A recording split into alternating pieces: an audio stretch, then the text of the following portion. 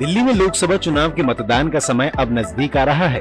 यही वजह है कि अब भाजपा के चांदनी चौक से प्रत्याशी प्रवीण खंडेलवाल व्यापारियों के बीच अपना संसद तक पहुंचने का देह लेकर जा रहे हैं। ऐसा ही मेल मिलाप और परिचय का कार्यक्रम कमलानगर के व्यापारियों के साथ आयोजित हुआ।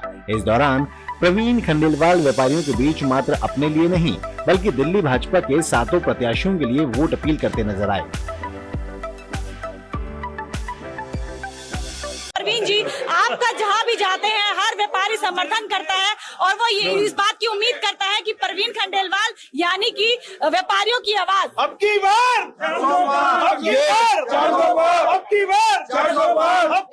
400 बार ये मेरे प्रति जो व्यापारियों का स्नेह है, विश्वास है, समर्थन है, मैं उससे बहुत अभिभूत हूँ।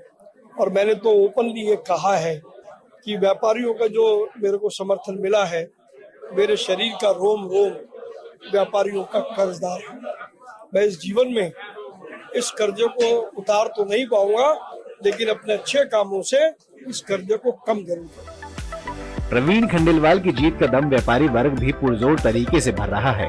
यही कारण है कि जब भी प्रवीण खंडेलवाल व्यापारियों के साथ किसी बैठक का आयोजन करते हैं या बैठक का आह्वान करते हैं तो बड़ी संख्या में व्यापारी उस आयोजन में अपनी उपस्थिति दर्ज करवाते हैं, जिसमें सबसे आगे दिल्ली प्रदेश के कैट अध्यक्ष विपिन आहूजा खड़े नजर आते हैं। बहुत ही गजब का शानदार ये रहा।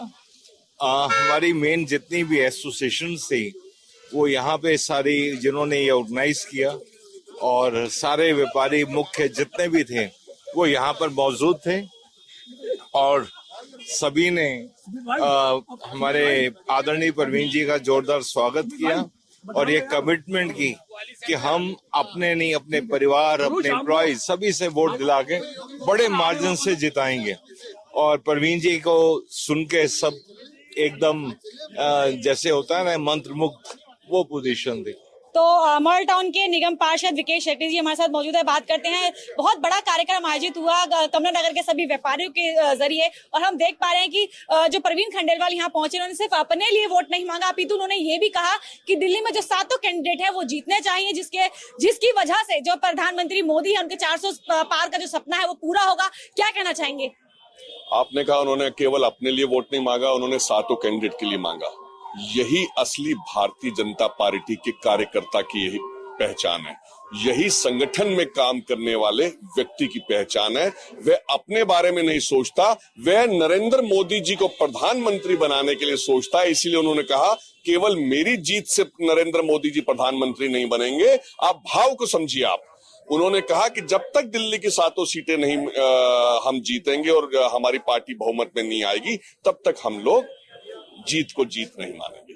नरेश सांबर जी बड़ी बात कर रहे हैं, क्या कहेंगे कि जीत होगी? 7 कैंडिडेट की बात करें अगर, क्योंकि अभी हमने देखा मन से उन्होंने अपने लिए सिर्फ वोट नहीं मांगा, दिल्ली के 7 कैंडिडेट के लिए वोट मांगा है। क्या लगता है दिल्ली के 7 कैंडिडेट जीत पाएंगे? बिल्कुल 7 जीतेंगे। मोदी जी का 400 का जो नारा है वो 400 पार निश्चित रूप से होगा। और प्रवीण जी क्योंकि 30 साल से मेरे मित्र हैं तो प्रवीण जी का हमेशा बांटने वाला काम रहा कि मैं अपने लिए वोट नहीं मांग रहा, 7 के लिए वोट मांग रहा हूँ। और जब 7 जीतेंगे तभी वो 400 का नारा पूरा होगा।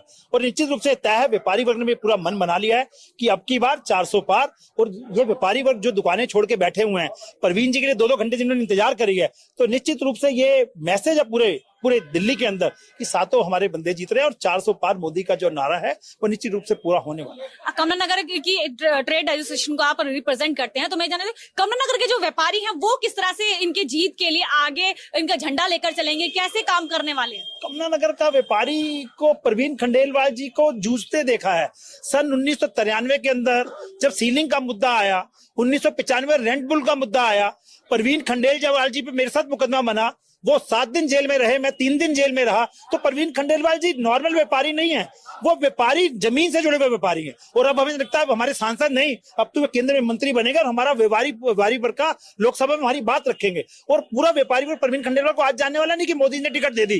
पूरा पूर्ण व्यापारी, भारत का 8 करोड़ व्यापारी, दिल्ली का सारा व्यापारी परवीन खंडेलवाल को पिछले 32-33 सालों से जमीन पे लड़ते जूझते देखता है। बिल्कुल। बाबूजी, मैं ये जानना चाहूंगी कि अभी स्टेज पे हमने सुना कि इतिहास को यहाँ पर दोहराया गया, या फिर यूं कहे कि सबके सामने रखा गया कि अभी तक का इतिहास है कि इस सीट से जो भी जीतता है वो संसद में तो पहुंचता ही है, साथ ही मंत्री का पद भी हासिल करता है। क्या लगता है परवीन जी अगर जीतेंगे, क्योंकि जैसे नरेश जी कह रहे हैं कि जीतेंगे तो वो मंत्री बनेंगे और मंत्री बनने के बाद उनके जो हाथ है वो और ज्यादा मजबूत होंगे और जो व्यापारी है उनके जो काम है वो और अच्छे से निपट जाएंगे। क्या लगता है आपको? बिल्कुल ऐसा ही होगा, ये पक्का है, बिल्कुल ऐसा होगा। ये व्यापारी वर्ग का ये पूरा निश्चय है कि ये सब ऐसे ही होगा। बाबूजी, क्या व्यापारी कितना साथ देने वाला है? सब साथ देंगे, मिलकर देंगे, सब देंगे। हाँ जी, बिल्कुल देंगे। अच्छा, परवीन खंडेलवाल में क्या खासियत आपको नजर आती है जो व्यापारियों को आवाज लगाते हैं और इतने व्यापारी एक साथ खड़े हो जाते हैं? मैडम, आपने भी नोट किया होगा कि उनकी एक आवाज पे सारे जने खड़े हैं। वो ये तो है नहीं कि भाई ये वो एमपी हैं, अभी तो वो कैंडिडेट है। कैंडिडेट में ही इतने आ रहे हैं, तो आप लगा लो वो तो 35 साल से व्यापारियों की हर समस्या का समाधान करते हैं। व्यापारी तो छोड़ो, जो RW हैं, कमला नगर, मैं अशोक विहार से हूँ, even though I will come here. क्यों आया हूँ? सिर्फ एक नरेंद्र मोदी जी का हाथ तो मजबूत करना ही करना है।